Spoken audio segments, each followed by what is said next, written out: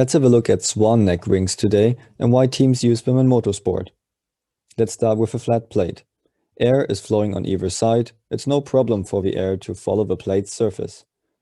If we now bend the plate, things are getting more interesting.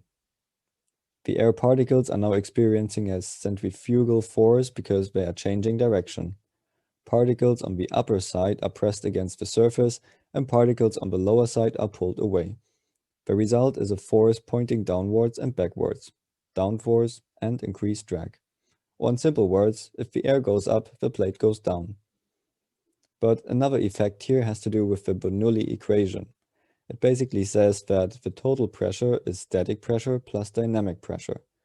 Since dynamic pressure depends on air velocity, and we assume that the total pressure stays the same, that means that if the air flows faster, the result is a lower pressure and vice versa. Since the air has more space to expand into, on the lower side, the flow is faster and hence creates lower pressure. But expanding into a larger cross-sectional area also means that the flow will slow down. According to Bernoulli, this means that the pressure is increasing at the back again. And since air wants to flow from higher to lower pressure, there's always a tendency for backflow. This will occur at the weakest point of the flow, close to the surface at the boundary layer, where it already lost some energy due to wall friction.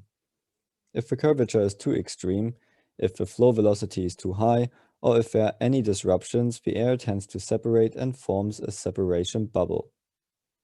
In other words, after hearing all that, it means that we need to keep the suction side of the wing as clean as possible to use the wing in the most effective and reliable way. The suction side is generating most of the downforce, and it's far more sensitive for disruptions at the same time. We want to avoid having holes, split lines, or even stickers on the underside of the wing.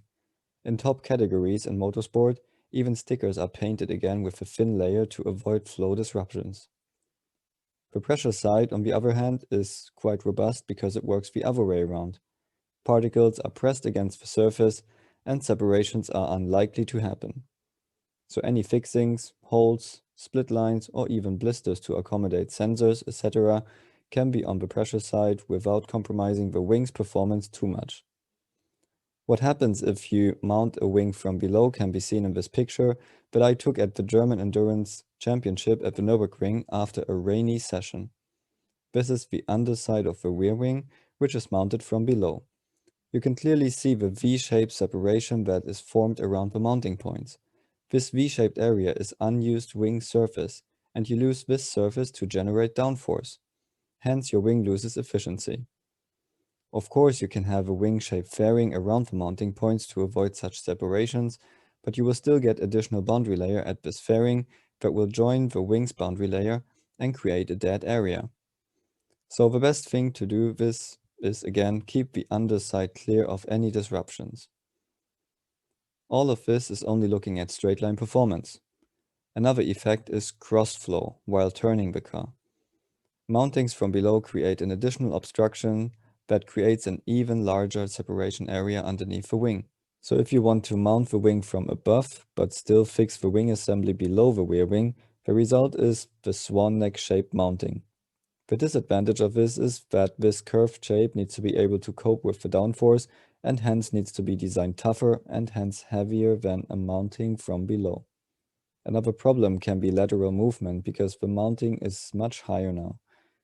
But if you want to maximize your wing's efficiency, mountings from above are a good idea.